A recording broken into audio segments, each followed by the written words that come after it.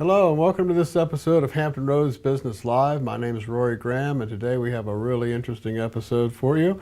Our guest is Krista Ducharme from Dimensional Healing. Welcome. How are you? Thank you. I'm very well. Thank you for having me. Give us an overview of what is dimensional healing. That sounds interesting. It is, to say the least. Dimensional healing, think of it as a trainer. Place that you would go when your mind, your body, and your soul need a coach in order to go back to its natural state of peace and harmony and balance. Okay, that sounds like a pretty tall order. Well, for some people it actually can be, but overall, no, it really isn't. We use, or I should say I use, healing modalities or healing arts such as Reiki, which is a Japanese relaxation technique, which helps the body to go back in, or helps the body, the muscles to relax. It allows your blood to flow in a more natural and smooth state, and it also helps you with your breathing. Believe it or not, the secret to actually getting back in balance is breathing. Okay, and is this is a Eastern form of Japanese, or it is Japanese, so yes, it would be considered Eastern form. Healing arts, and as a general rule, come from all over the world. Okay. And so it's just something that you wouldn't consider as a scientific Western medicine thought practice. Well, and I guess the difference, as I understand it, between Eastern and the typical Western has been that Western focuses on the symptoms and fixing the symptoms, and then fix the problem through surgery or whatever if you need to. But Eastern type medicine focuses on the body healing itself. Yes. Okay, so helping the body heal itself, and yes, that's what we're kind of talking about here. Yes, we are. We're talking about having the body heal itself. Okay, so the first question I have is, how did you get into this? Well, funny story. It actually 20 years ago started with a dare. I wouldn't necessarily suggest people start their life paths with the dares, but mine was in fitness. I had a boss who needed a fitness instructor, and she dared me that I wouldn't be able to do it. It was more a tongue-in-cheek sort of thing, but I started off as a water fitness instructor, and now you're probably asking, how do you go from water fitness to studying Eastern philosophies? Well, good. You're good at mind reading too. I am. I'm very good at that. Okay. No, but it actually all works hand in hand, because part of understanding the disconnect is you need to understand the body. You need to be able to understand the body enough to be able to sense what it is that needs to be healed or needs to be relaxed, whichever way. Because if you come to me in pain, you're going to say, "Oh, Krista, my back hurts."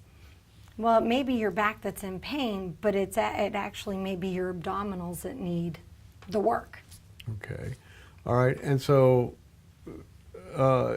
you began to feel like you could help people with this, and then yes, started to do that? Yes. Experiment with people? Well, I started just by listening to what people were saying to me. And then slowly but surely, I had a friend about 4 years ago actually introduced me to Reiki in itself. And once she introduced me to that, it was, have you ever had one of those moments in life where you feel like the sky has opened up and a choir of angels is singing hallelujah, you finally caught on? Well, it was one of those moments. She said Reiki, and I knew that I needed to study that and use that to help others. Now, does Reiki, does that work with the, kind of like acupuncture, in that it works with the meridians in the body, or energy flow? Or? Yes, it does. It works exactly with the energy flow. Okay. The difference The only difference between Reiki, or well, I should say one of the major differences between Reiki and acupuncture and how it works, is acupuncture actually penetrates the skin, of course, with the needles, whereas Reiki is it's all hands-on. Right? It just, and you can be fully clothed and receive Reiki. Okay. All right. Well, that sounds like a lot more fun Well, than the needles. it can be, some people. Okay. All right. So one of the questions here was, when was the most exciting moment for you when you're healing somebody? I mean, when do you like? Is it the feedback you get, or is it when they call back at another time and say how much it helped them? Do they get testimony? All of that, all of Okay. the above. For me, it's the reaction. It's watching the actual client have that moment where they know that change has occurred, or they see a benefit happens. I had a client, I've had several, but one of the funniest ones was I had a client who had been seeing a therapist for a long time. And the therapist knew that this client had been coming to see me to receive Reiki weekly. And it was very interesting to me because he comes in and he goes, well, my therapist fired me. I said, I'm sorry, what? He said, my therapist fired me. She said that she had done as much as she could do, yet recommended that I continue on with the Reiki because the Reiki has given him more improvement. So I found that to be very amusing and very good. All right, so he was now your problem. Never a problem Never a because the change that had occurred, it was really neat. It was really wonderful. Okay. How has this changed your life? I imagine it's a tremendous change. You're a Navy wife, right? Yes, I am a Navy wife. Okay, so, well, let's first start. What does your husband think of this? Oh. Was this a big change for him? It was a huge change for him. I would imagine. Yeah, it really was because, of course, they're very methodical. The military thought is very methodical. And so when I started practicing Reiki, when I brought it in and brought it up and we were doing it, first he was like, well, I'm open, I'll be open, but he just didn't quite get it.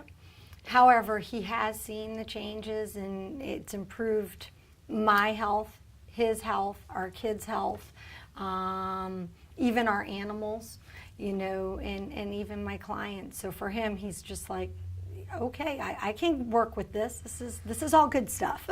So do you find, that opens another question, do you find that there's a difference between men and women in how they perceive this or how they think about Yes. or are receptive to this? Yes, exactly. I would imagine there is. There is. It's huge.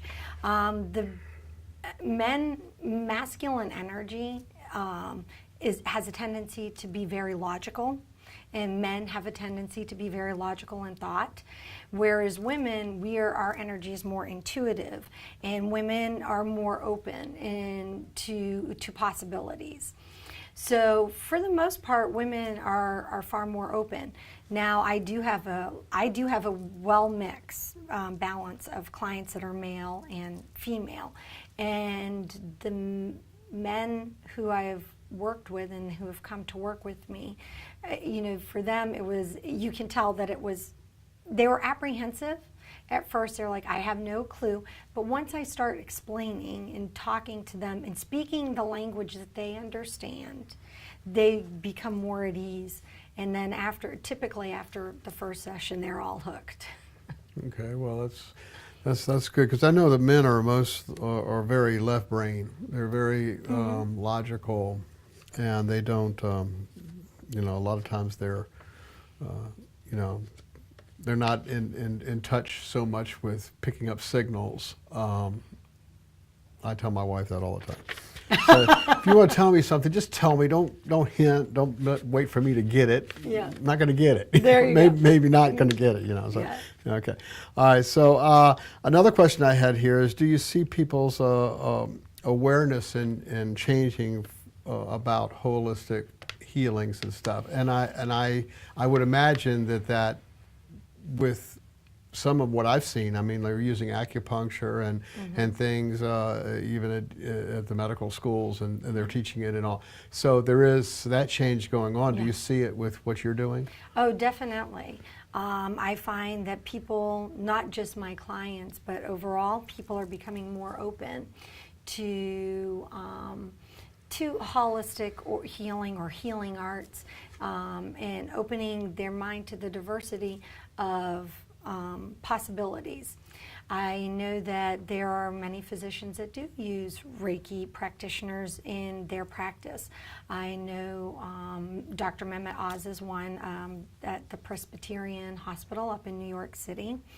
And I've been told that locally, Centera, and I probably should double check, but I was told locally that Centera has opened up to practitioners being permitted to come in and work with patients that request it. Yeah, well, I would assume it can't hurt, and so No. Why not? There you go. Might you go. Might be a psychological benefit. Let's see. Okay, so now let's talk about this. Your since we first talked. Yes. You have gotten orders now. Yes, I have. And so you are moving to Australia. We are. We're moving to Australia. Okay. All right. So Sydney. So let's talk about that in the fact that you work with clients not just locally, No, but across I the don't. United States. Yes, I do. Can you tell us how that works? Is by phone, Skype, or are you using Google Hangouts or? Yeah, well, I use all of them. You do. Okay. I do. I'm not as much up on the Google Hangouts quite yet. Okay. However, I've been practicing with my kids. Okay. I'm like, let's get this under control before I start that. But I have a lot of clients that I work with via Skype and phone, and I do life coaching as well as Reiki, plus a couple of other healing modalities. And so, depending upon what we're doing, will depend upon how I meet my client. And I have some that prefer, if I'm doing a Reiki session, to be on Skype and to have that visual contact. However, we don't have to. It could be by phone. It can be by phone because essentially, when you're working in energies, the easiest way is I can direct it, and the way I explain it is, think of when you pick up a telephone to call your friend. You dial their number, and what I do if I'm sending Reiki is I use a 3x5 card and I write down their name and their address. So that's the phone, and that's the number. Okay, then it rings through, and that's me sending Reiki energy.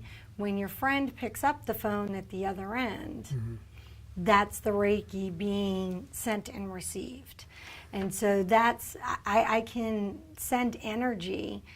I don't need the phone, but that's that's a way that people can wrap their head around it when I explain what I'm doing. Well, I guess if they get results, that's the main thing.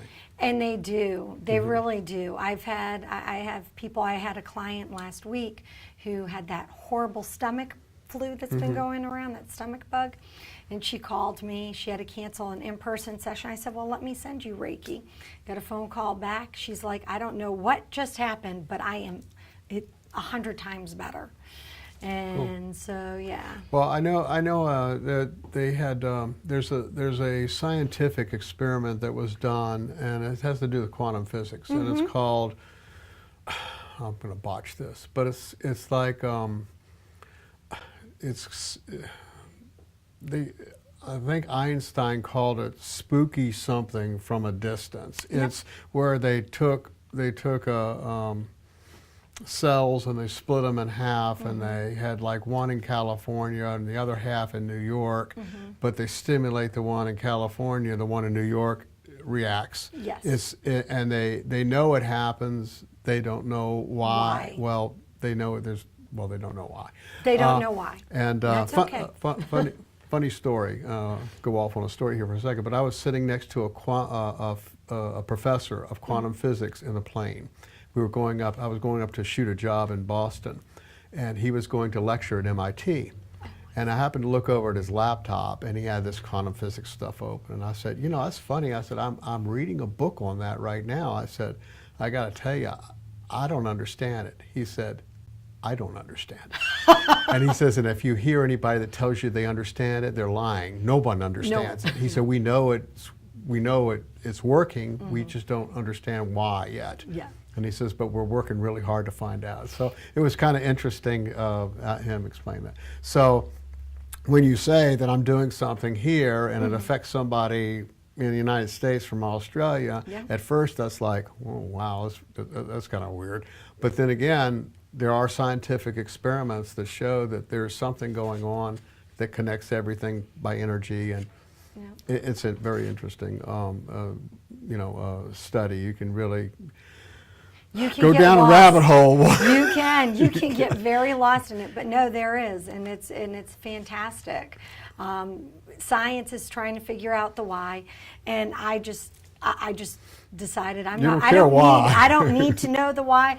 I just like to know that it works. Well, that's like me. I get in the car and drive. I don't need to know how come it works or every working part. I just know how to work it. That's it. Okay. All right. Is there anything that we haven't mentioned that you'd like to mention before we end this? No, not really. I just love working with, I have a huge passion for doing what I do. And I don't want anybody ever to think that because I'm working in the healing arts, that means that I don't think Western medicine has its place, because that is not the case at all. My goal with working with people is to create a balance, so that not just with our bodies, but how we heal our bodies, and so that we can actually live a fuller and richer life. Well, that's a good passion to have. All right. Well, if you would like to check out Krista, Dimensional Healing, and see what she can do for you, the contact information, at least the temporary contact information, is going to be at the end of this video and on this page, and maybe we'll update it once she sends us her new address. But check it out and see what she can do for you. And I appreciate you having you on today. Thank you. I appreciate you having me. All right, thanks. It's been very entertaining. Oh, well, good. And interesting. Excellent. All right. Thank you. Bye. Bye.